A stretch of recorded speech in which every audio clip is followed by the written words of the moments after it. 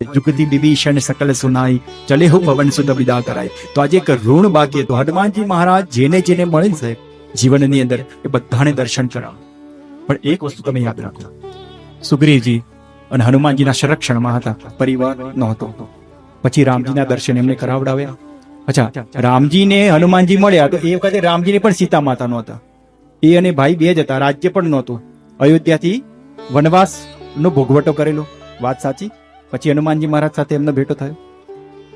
હા, એ પછી વિભીષણજી મહારાજને મળ્યા તો એ વખતે પરિવાર હતો, તો ભાઈએ લાત માની કાઢી મૂક્યા, ત્યારે રામજીના દર્શન થયા.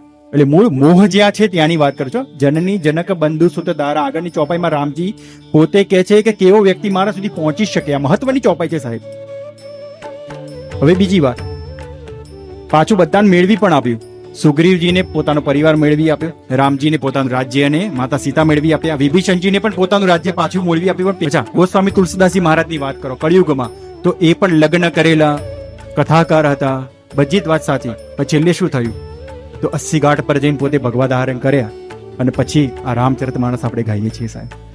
પણ આપ્યું તો બધું, સબ સુખ લહે તુમારી શરણ.